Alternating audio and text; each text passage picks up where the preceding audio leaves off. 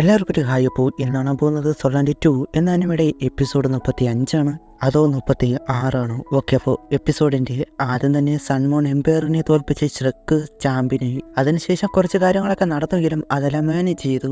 അവർ അതിനുശേഷം സ്കൂളിലേക്ക് വരുവാണ്. ഒരുപാട് പേര് വെൽക്കം ചെയ്യാൻ തന്നെ ഉണ്ട്. അവിടെ സീഗോഡ് പൗലയിലെ എൽഡേഴ്സും മോലാൻ എന്ന മോയനും ഉണ്ട്. മോയൻ അവരെ വെൽക്കം ചെയ്യുന്നത് കണ്ട് ഇത് ആ ആളല്ലേ എന്ന് ആദ്യ ദിവസം വന്നപ്പോൾ നടന്നത് ആലോചിക്കുകയാണ് യുഹാവോ. അപ്പോൾ അതെ എന്ന സീഗോഡ് പൗലയിലെ ഹെഡാണ് എന്നോട് പറയുന്നത്. അത് കേട്ട് ഷോക്കായി പോയി. ഞാൻ വിചാരിച്ച് ഫ്രഷർമാനിലെ മാനേജർ ആകുമെന്ന്. അത് കേട്ട് ചിരിക്കുകയാണ്. പിന്നെ എന്തിനാണ് ഇവിടെ ഇരിക്കുന്നത് എന്ന് വാങ്ടോങ് ചോദിക്കുമ്പോൾ അവിടെ ഇരുന്നുകൊണ്ട് എല്ലാം കാണാൻ വേണ്ടി ഷ്രെക്ക് മാറുന്നത് അങ്ങനെയുള്ള എന്തൊക്കെയാ പറയുന്നുണ്ട്. അവർക്ക് ഇനി മുതൽ ഒരു കാര്യം കൂടി കൊടുത്തു. ഇതിൽ ജയിച്ചത് കൊണ്ട് തന്നെ അവരെ ഷ്രെക്കിന്റെ ഹോണേഴ്സായിട്ട് മാറുകയാണ്. പ്രൗഡ് നിലനിർത്തുകയും ചെയ്തു. അതുകൊണ്ട് തന്നെ ഇനി മുതൽ ഷ്രെക്ക് മോൺസ്റ്റേഴ്സ് അല്ലെങ്കിൽ ഷ്രെക്ക് 7 ഡെവിൾസ് നിങ്ങളായിരിക്കും എന്ന് പറഞ്ഞു കൊടുത്ത് അവർക്കുള്ള ആ പദവി കൊടുത്തു. ഈ കോണ്ടിനെന്റിൽ ഷ്രെക്ക് സ്കൂളിൽ വരുന്ന എല്ലാവരുടെ ആഗ്രഹമാണല്ലോ ഷ്രെക്ക് 7 ഡെവിൾസ് 7. ആ പദവിയാണ് അവർക്ക് കിട്ടിയത്. അങ്ങനെ പുതിയ ഷ്രെക്ക് പിറവിയെടുത്തു. ഇതെല്ലാം ദൂരെ നിന്ന് ഷൗയ കാണുന്നുണ്ട്. അവൾക്ക് ഹാപ്പിയായി. എന്നാൽ എന്തോ ഒരു സങ്കടം അവളുടെ മുഖത്തുണ്ട് എന്നത് കാണാം. അവൾ അവിടുത്തെ പോകുന്നുമുണ്ട്. അപ്പോൾ മുൻപത്തെ ആൾക്കാരോ അവരെ എന്ത് ചെയ്യും എന്ന് ചോദിക്കുമ്പോൾ അവരുടെ പ്ലാൻ എല്ലാം ചെയ്തു. പിന്നെ ഷവോമി അവളായിരിക്കും ഇനി ഷ്രെക്കിന്റെ ഫ്യൂച്ചർ. അതുപോലെ യൂഹങ് അവന്റെ അച്ഛന്റെ പാത പിന്തുടർന്നു. ലിങ് അവളുടെ ഫ്യൂച്ചർ തേടിയും പോയി. അത് കഴിഞ്ഞിട്ട് യുഹാവോ വാങ്ടോങ് ശവശു അവരെ 3 കൊണ്ട് മോലാൻ അല്ലെങ്കിൽ മോയൻ എന്നെങ്കിലും മാറിപ്പോവും. അതോ ഇപ്പം മോയൻ എന്ന് പറയാം കൊണ്ടുപോവുകയാണ്. അവരെ കൊണ്ടുപോയത് ഏൻഷ്യന്റ് ട്രീയിലേക്കാണ്. അവരുടെ നിങ്ങൾക്ക് മനസ്സിലായി കാണാൻ ഷ്രെക്കിലെ പ്രധാന മീറ്റിംഗ് എല്ലാം നടക്കുന്നത് ഇവിടെ വെച്ചാണ്. സീഗോഡ് പൗലിയിൽ വെച്ച്. ഇതാണ് ഷ്രെക്കിന്റെ സിംബല് എന്ന് പറഞ്ഞ ഏൻഷ്യന്റ് ഗോൾഡൻ ട്രീ. അത് കാണിച്ചു കൊടുത്തു. ഇത് സംഭവം ടാങ്സൺ ഗോഡത്തിലേക്ക് പോകുന്നതിന് മുൻപ് വെച്ചതാണ്. അപ്പോൾ ഏകദേശം 10,000 വർഷം പ്രായം ഇതിലുണ്ടാകും. അതിൽ ഒരുപാട് ഷ്രെക്കിലുണ്ടായിരുന്ന ആൾക്കാരുടെ സോളുണ്ട്, മീൻസ് മെമ്മറി. അതിൽ നിന്നും ഗോൾഡൻ ലൈറ്റ് അത് വരുന്നുണ്ട്. അതെന്താണെന്ന് വിങ് ടൈം എങ്ങനെ മനസ്സിലായില്ല. യുഹാവോ അതുകൊണ്ട് അതിലെ എനർജി ഹെപ്പനാന്റെ എർത്തിൽ നിന്നും വരുന്നത് പോലെയുണ്ട്. അവന്റെ സോളിനെ അത് പ്യൂരിഫൈ ചെയ്യുന്ന ഫീലാണ് അവന് എന്ന മനസ്സിൽ. മോയനപ്പോൾ ഇത് ഗോൾഡൻ ട്രീ ആണ് എന്നൊക്കെ പറഞ്ഞ് അവരെവിടെയോ കൊണ്ടെത്തിച്ചു. ലൈറ്റ് ആൻഡ് ലൈഫ് അല്ലെങ്കിൽ ബ്രീത്ത് ആൻഡ് ലൈഫ് എന്നാണ് ഷ്രെക്ക് ഇതിനെ പറയുന്നത്. അവരെ 3 പേരെ 3 ഡോർ വഴി അകത്തേക്ക് വിടുന്നു. അവരതിനുള്ളിൽ ഈ ഗോൾഡൻ ട്രീയുടെ അണ്ടറിൽ പ്രാക്ടീസ് ചെയ്യാനായിട്ടാണ് പറയുന്നത്. അവരാ വാതിൽ തുറന്നു പോകുന്നു. അതിനുള്ളിൽ നടന്നു പോകുമ്പോൾ അവന്റെ സ്പിരിച്വൽ പവർ അത് കൂടുതലായിട്ട് ഉള്ളതുപോലെ യുഹാവയ്ക്ക് താങ്ങാൻ കഴിയുന്നില്ല എന്നതുപോലെ ഒരുപാട് സോൾ മാസ്റ്റേഴ്സ് വലിയ അച്ചീവ്മെന്റ് നേടാനാണ് ആഗ്രഹിക്കുന്നത്. നിങ്ങളുടെ പാത അത് നിങ്ങൾ തന്നെ മുന്നോട്ട് കൊണ്ടുപോകണം. അതിന് ഇത് ഹെൽപ്പ് ചെയ്യും. യുഹാവനോട് സ്പിരിച്വൽ പവർ അതെന്താണെന്ന് ചോദിക്കുമ്പോൾ നമ്മുടെ മൈൻഡ് ഉപയോഗിച്ച് ശരിയാണ് എന്ന് പറഞ്ഞിട്ട് സ്പിരിച്വൽ സ്ട്രെങ്ത് എന്നത് പ്രഷറും. ഓരോ സോൾ മാസ്റ്റേഴ്സും പലതരത്തിലുള്ളവരായിരിക്കും. ഈ ലൈറ്റ് ഗോൾഡൻ ട്രീ അവർക്ക് യോജിച്ചതുപോലെയാണ് കൾട്ടിവേഷൻ ചെയ്യുന്നത്. മനസ്സിലാകാത്തവർക്ക് മെന്റൽ പവർ സോൾ പവർ 2 എന്നാൽ അതിൽ തന്നെ പലതരം സോൾ മാസ്റ്റേഴ്സ് ഉണ്ട്.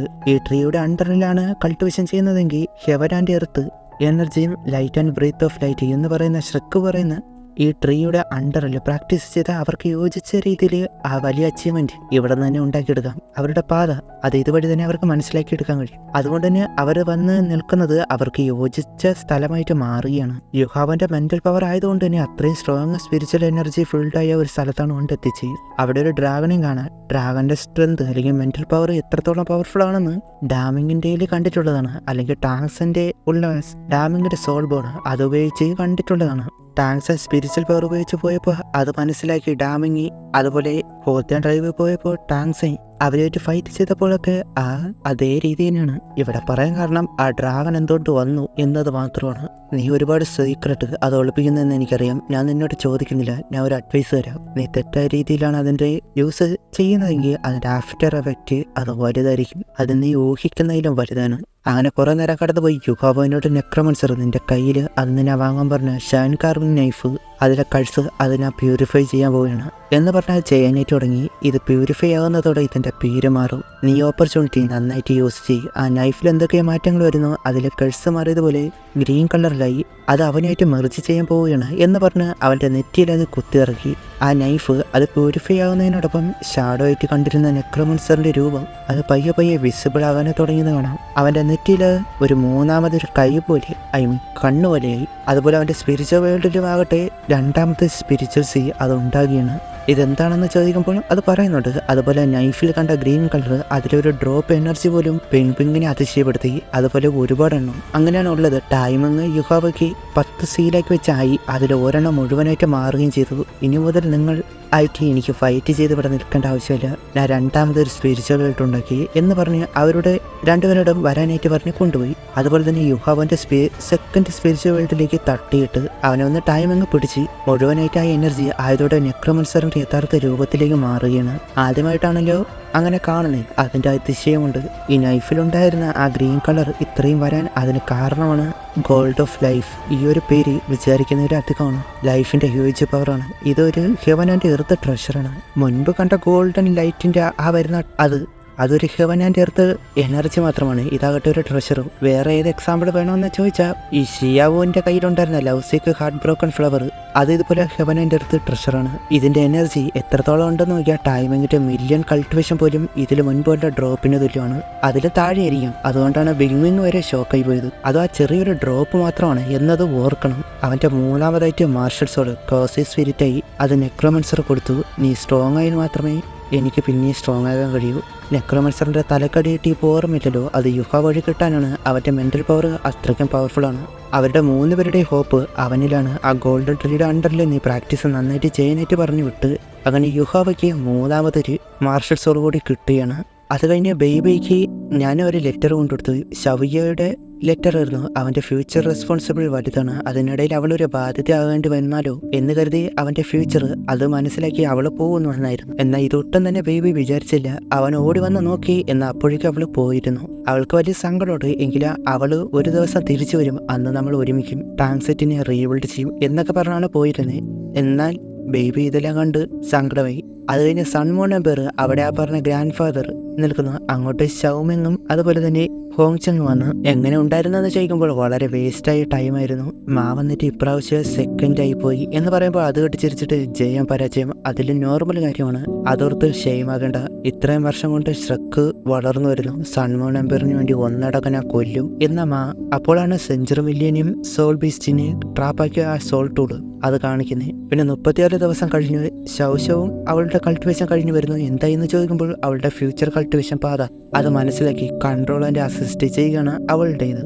ഡിഫൻസും ഫ്ലോട്ടും കൂടി കമ്പൈൻ ചെയ്ത് ഒരുമിച്ച് കൊണ്ടുപോകാനാണ് അവൾ തിരഞ്ഞെടുത്തത്. കൺട്രോളിങ് ആൻഡ് അസിസ്റ്റ് ബ്രാഞ്ചാണ് അവൾ അപ്പോൾ മുന്നോട്ട് കൊണ്ടുപോകുന്നത്.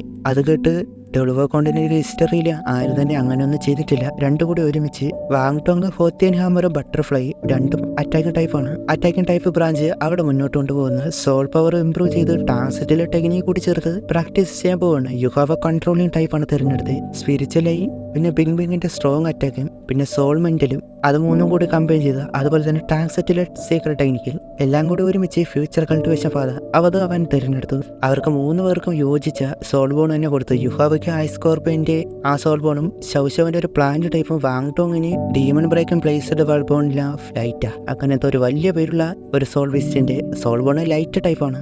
മോയൻ ചെറുപ്പത്തിൽ പോയപ്പോൾ ഒപ്പിച്ചതാണ്. ഈ മോയൻ എത്ര പവർഫുൾ ആണെന്ന് കാണിച്ചിട്ടില്ല. ആകെ ഒരു കാര്യം മാത്രം 99 ലെവലുണ്ട്, ഒരു സ്റ്റെപ്പ് അകലെയാണ് ഗോഡ് എന്ന് അന്ന് പറഞ്ഞിരുന്നത് ഓർക്കുന്നുണ്ടല്ലോ. അവർ നന്ദി പറയുന്നു. അത് കഴിഞ്ഞ് അവർ ചെയ്യാനായിട്ട് തുടങ്ങി. കുറച്ച് ദിവസങ്ങൾ കടന്നു പോകുമ്പോൾ തന്നെ സ്ട്രക്കിലേക്ക് ഒരു കാർമേഘം കൂടി വരുന്നത് കാണുകയാണ്. കാലാവസ്ഥ മാറാനായിട്ട് തുടങ്ങി. എന്തൊരു പണി വരുന്നു എന്നത് മൂലാന് മനസ്സിലായി. മോയന് എങ്കിലും ഒന്നും ചെയ്യാതെ അവിടെ ഇരിക്കുകയാണ്. കാരണം വേറൊരാൾ അവിടെ ഉണ്ടായിരുന്ന യുവാൻ തന്നെ. ആ വരുന്നത് ആരെന്ന് കാണിക്കുന്നില്ല. മേ ബി സൺമൂൺ എംപയർ ആകാം, അല്ലെങ്കിൽ ആ പറഞ്ഞ ബോഡി സെറ്റും ആകാം. അതൊക്കെ അടുത്ത എപ്പിസോഡിൽ കാണാം. അപ്പോൾ അവിടെ വെച്ച് ഈ ഒരു എപ്പിസോഡ് അവസാനിക്കുന്നു. അടുത്ത എപ്പിസോഡിൽ കാണാം. Okay, by.